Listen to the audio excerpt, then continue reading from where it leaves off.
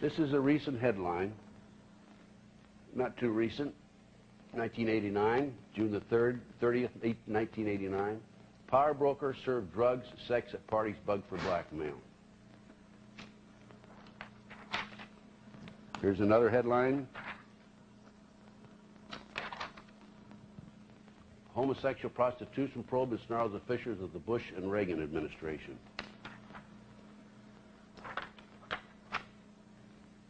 Top Japanese politician linked to Spence. Craig Spence was a CIA operative. He was exposed as a CIA operative. His job was to set up dignitaries, politicians, congressmen, etc., and to blackmail them. Once he was exposed, of course, he didn't last too long. He lasted something like 6 months. Within 6 months, I think he was suicided. Now, recently, it's sometimes referred to as Arkancided, by the way. Not Spence, though. This was before Mr. Bill Clinton was in the White House. But in my experience as a private investigator, security consultant over the last 17 years, I've had a number of high-profile cases in addition to the Jeffrey McDonald case. And I'm happy to report I've had a phenomenal success record on it. It takes a lot of time, a lot of diligence, and the right contacts in order to be successful in this field. But in 1989, I was contacted by a gentleman by the name of Ed Weaver, a wonderful Christian man in Lincoln, Nebraska. And he had read about me in a book called The Ultimate Evil by Maury Terry. The Ultimate Evil was a story about the Son of Sam murders in New York. But as a result of my name appearing in the book, The Ultimate Evil, Ed called me and said, you know, are you the same Ted Gunderson that went to Lincoln High School in Lincoln, Nebraska, and went to the University of Nebraska? And I said, I am. He said, well, I'm Ed Weaver, and I was your classmate, and of course I remembered him. But he said, we have a real problem here in Nebraska. We have a case called the Franklin Cover-Up, and in this particular case, the FBI and the IRS raided the Franklin Credit Bureau, which was a credit bureau established in the minority neighborhood in order to furnish banking and financial opportunities to the minorities. People on the board of directors included people like Harold Anderson, who was past publisher of the Omaha World Herald, other very prominent citizens. And as a result of the raid, there was publicity. Larry King, by the way, was the individual who was president of the Savings and Loan. Not Larry King, live CNN, but Larry King, a black man, a fast-rising star in the Republican Party, had sung the national anthem in Texas at the Republican National Convention and New Orleans at the Republican National Convention. As a result of the publicity, there were 80 children in Omaha came forward and talked about being exposed and ritualistically and sexually victims of this element, this group of people. These were some of the leading businessmen in Omaha. These kids named not only Harold Anderson, but they also named Bob Wadman, chief of police, as being involved in this ring. They named Gene Mahoney, past former vice squad with the Omaha, vice detective with the Omaha Vice Squad, Omaha, Nebraska, and he's now head of the Forestry Service for the state, has a park named after him between Lincoln and Omaha. They named the editor of the society page of the Omaha World Herald. They named the heir to the Brandeis fortune. I mean, these were top citizens, highly respected people in the community. And of these 80 children that came forward, 4 of them gave statements. Of the 4 who gave statements, 2 of them later recanted, probably under pressure. 2 refused to recant, Alicia Owens and Paul Benassi. And actually, what happened with Paul, they feel like they apparently discredited him because he had been convicted of child molestation. Alicia Owens claimed that she had sex with Bob Wadman, chief of police, when she was 14 years old. She told the grand jury that. And as a result, they tried her for perjury before the grand jury, and she was convicted. As far as I'm concerned, I attended the trial, a day of the trial, and it was a kangaroo court. There's no question in my mind. But this was the situation, and in discussing the matter, I did go back to Nebraska, of course, after talking to Ed. And I'm telling you right now about my experience there in talking to Paul and Alicia and so forth. But in talking to Paul, he gave me a number of signed statements. By the way, Gary Caradori, the investigator before me, died in an airplane crash coming out of Chicago. He had called they had a state Senate committee that was organized for the purpose of checking into this situation, this child sexual ring. And he had called the Senator, Lawrence Schmidt from Chicago. He was sent back there on a lead. Called Senator Schmidt, and said, I have the goods right now. They cannot get out of it. He got on an airplane that night, and the plane crashed outside of Chicago, about an hour and a half out of Chicago. And his briefcase is missing, and the back seat of the plane is missing.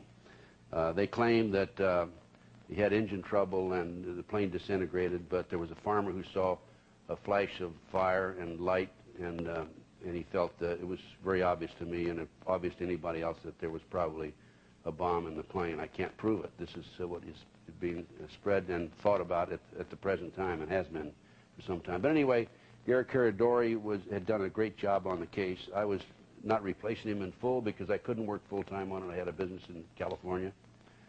But in talking to Paul Benassi, he told me about the number of times when he and others were taken out of schools, private schools in Omaha, driven by limousine to Sioux City, Iowa, and placed on private jets and flown to Washington, D.C. for sex orgy parties with congressmen and senators. Paul told me, and has drawn for me, the living quarters of the White House. The public's not allowed in the living quarters of the White House. There's no question in my mind Paul is telling the truth. But in addition to this, he talked about an organized child kidnapping ring, which I will discuss later on in the lecture. We'll discuss that in the second half, by the way. But this is your documentation. This is what I'm saying. And by the way, Paul knew Craig Spence, knew him very closely, and had worked with Craig in setting some of these politicians up. Now, stop and think about this. There's an extensive amount of corruption in the state of Nebraska. There's no question about it. My sources in Montana tell me that there's an extensive amount of drugs and corruption with officials in that state. It makes a lot of sense, and it's much easier to corrupt a state with a few small population rather than with a large population like New York and California. So I think that's what we're looking at, and that would also include, of course, Arkansas. Now, I have, in my experience in developing information about satanic movement in this country, I've talked to a lot of people. An example of this, number 12, being born bred. I was contacted by a lady attorney in New York City. She was a multi-generation Satanist. You remember I told you that's somebody that's been raised, born into the family. Grandfather, grandmother, mother, father, etc. She told me that she was raised by her family. She knew well in advance that she was going to be an attorney, and she was sent to law school, and her specialty was immigration laws. And she would go to Europe and bring children into this country that she didn't know, land at Kennedy Airport in New York City, turn these children over, usually one child at a time, and she was a specialist on immigration, so she knew what to do in Europe in order to get their hands on this child, bring the child in, turn it over to a man, two men, in Kennedy Airport she'd never met before, and walk away. She was supposedly bringing the child in for adoption.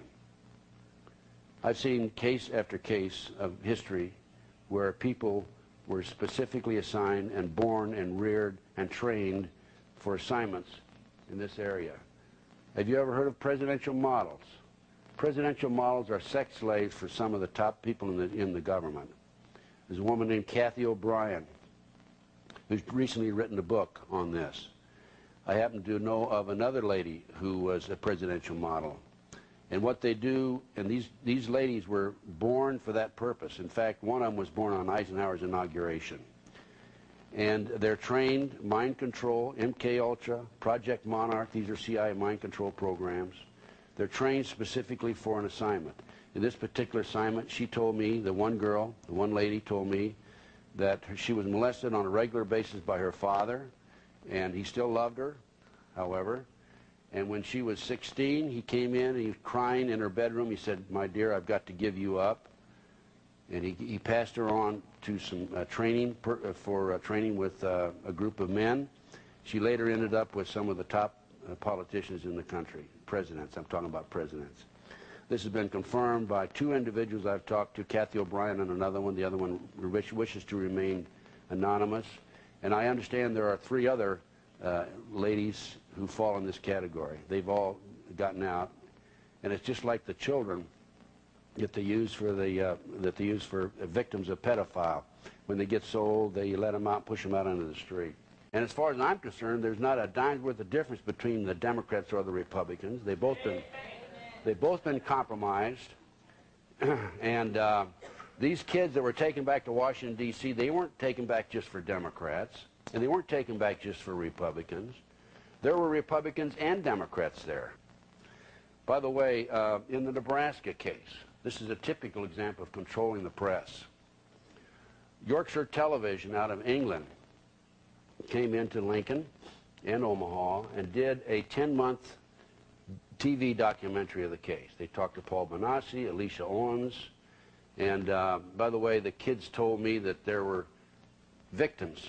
Young children were being transported from Omaha to Des Moines, to Milwaukee, to Madison, back to Minneapolis. They were being victimized by some of the leading men in all of these various communities, leading businessmen. But Yorkshire Television came in. We couldn't, John could not get an American organization or corporation or American studio or film production company to do anything here, so he went to England. They worked for 10 months. They put together a TV documentary. It's called Conspiracy in Silence. On May the 4th, 1994, it was to be aired. 2 weeks before it was to be aired, on the Discovery Channel was purchased by Cox Television, and the show was killed. Cox Television out of Atlanta, Georgia. One of the major stockholders in Cox Television, according to John DeCamp, is George Bush. I find that very interesting.